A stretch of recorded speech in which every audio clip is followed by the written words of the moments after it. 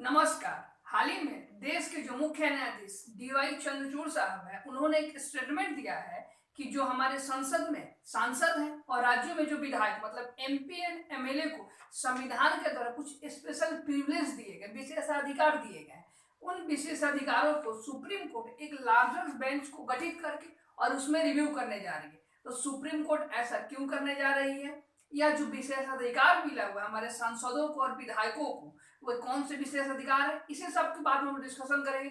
और साथ ही में सुप्रीम कोर्ट का 2-3 फेमस जजमेंट और एक सबसे ज्यादा famous PV Narasimha Rao versus CBI, उसको भी हम इसमें डिस्कस करने की कोशिश करेंगे। तो देखिए, समझिए थोड़ा सा। हमारे यहाँ जो संसद में बैठते हैं उन लोगों को, जो सांसद उनको एमपी कहते हैं, और जो राज्यों में बैठते हैं मतलब विधायक को एमएलए कहा जाता है, मेंबर ऑफ लेजिस्लेटिव असेंबली।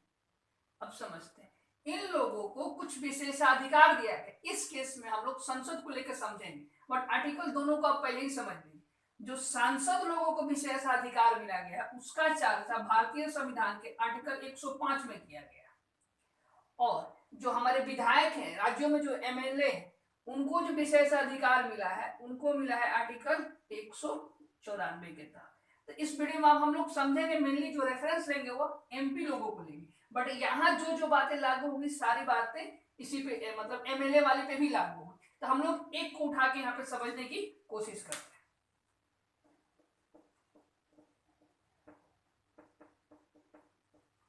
देखिए, जो ये आर्टिकल 105, इसके दो खंड हैं। एक है आर्टिकल 105 क्लॉज 1 और दूसरा जो बनता है आर्टिकल 105 क्लॉज 2। तो 105 क्लॉज 1 यह कहता है कि जितने भी हमारे एमपीज हैं मतलब कि मेंबर ऑफ पार्लियामेंट है, उनको कुछ स्पेशल प्रिविलेज है। और ये ऐसा प्रिविलेज क्या है, तो देखिए, संसद में वो अपने विचारों, कोई बिल आया है उस पर डिस्कशन के दौरान वो जो कुछ भी शब्द कहते हैं, तो ऐसा नहीं कि अगर उनमें कुछ गलत शब्द कह दिया तो उसके लिए उनको किसी कोर्ट में खड़ा कर दिया जाएगा या फिर उनके ऊपर केस होगा। ऐसा कुछ नहीं हो सकता। ये उनके विशेषाधिकार में आता है कि ऐसा वो बोल सकते हैं। साथ ही में अगर उन पे कोई सिविल मामला, सिविल केस और क्रिमिनल केस आप समझते होंगे, तो अगर इन पे मतलब कि एमपी पे कोई सिविल मामला चल रहा है तो संसद की जो बैठक होती है, मान लीजिए कि यहाँ बैठक होने वाला, मीटिंग होने वाला है यहाँ पे, इसके 40 दिन पहले और जितना दिन ये सेशन चलेगा उसके 40 दिन बाद तक किसी भी एमपी को गिरफ्तार नहीं किया जा सकता। मतलब कि मान लीजिए सेशन चला 10 दिन, तो 10 दिन से पहले 40 दिन और सेशन खत्म होने के 40 दिन बाद तक इनको गिरफ्तार किसी भी सिविल मामला में नहीं किया जा सकता। किनको? एमपी को।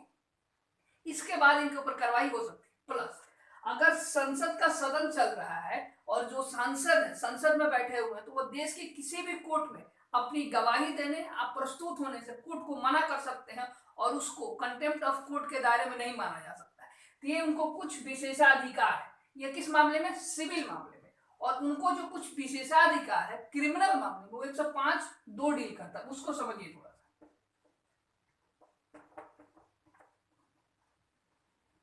इसी तरह 194 क्लॉज 1, 194(1) किसके लिए डील करेगा? स्टेट में जो विधायक है उनके लिए। अब यहाँ 105(2) पे समझिए। 105(2) यह कहता है कि जो ये एमएलए है सुप्रीम कोर्ट के लिए, इसके लिए आप केस को समझिए, उसके बाद इसको अच्छे से समझ पाएंगे।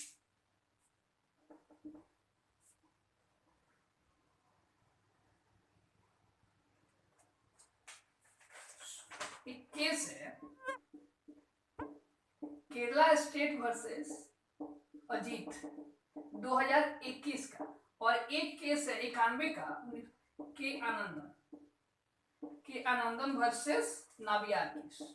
के आनंदन नाबियार केस ही कहा जाता है इसको, नाबियार केस।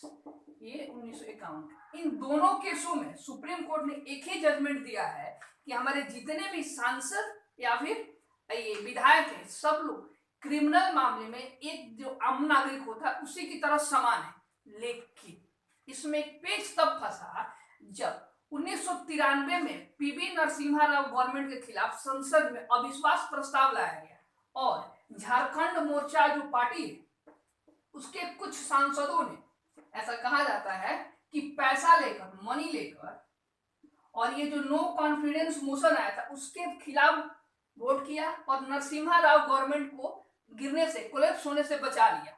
तो कहा गया कि ये जो एमपी थे इन्होंने पैसा लेके नरसिम्हा राव के पक्ष में वोट किया है। इसी के खिलाफ जो सीबीआई है देश की, वह क्रिमिनल एक्ट के तहत इन कुछ सांसदों के खिलाफ केस दर्ज करती है। जो केस बना नरसिम्हा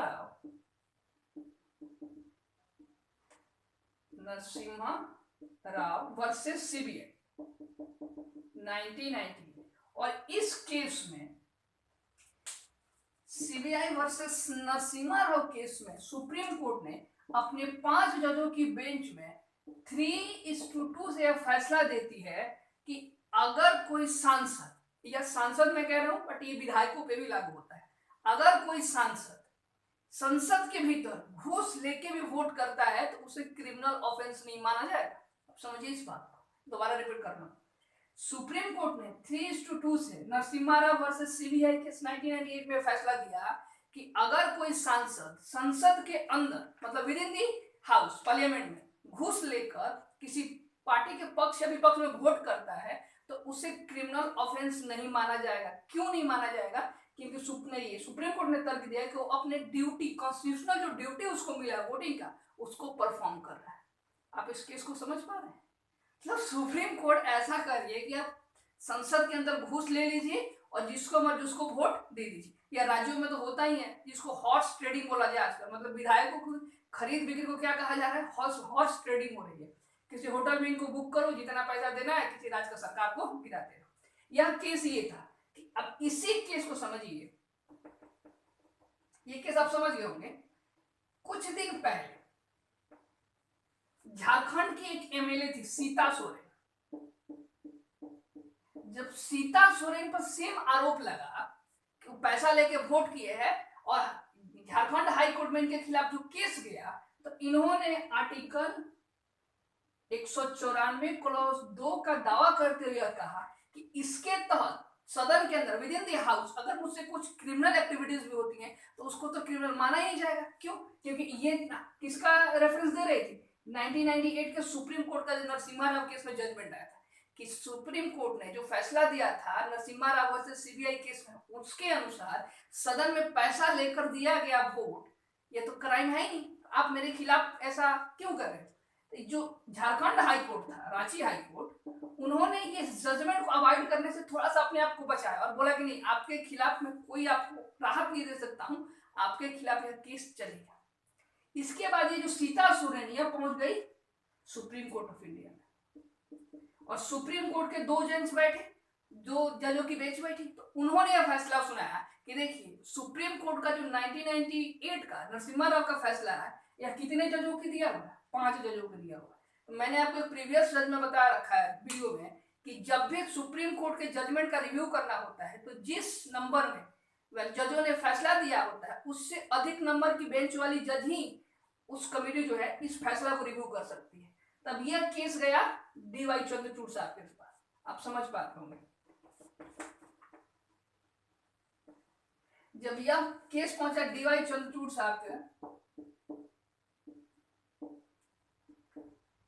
ये जो वर्तमान में भारत के सीजीआई, तब इन्होंने कहा कि अब हम लोग 7 जजों की बेंच बैठाएं। 7 जो जज है यह बेंच बैठी जाएगी और यह जो बेंच बैठेगी या जो 1998 का खुद का फैसला है उसको रिव्यू करेगी। मतलब कि सुप्रीम कोर्ट के पास खुद अधिकार है कि अपने प्रीवियस दिए हुए जजमेंट को रिव्यू कर सकती है, बट कंडीशन ये है कि जितने जजों की बेंच ने वो फैसला दिया है उससे ज्यादा जज की बेंच बैठेगी और उस फैसला को रिव्यू करेगी।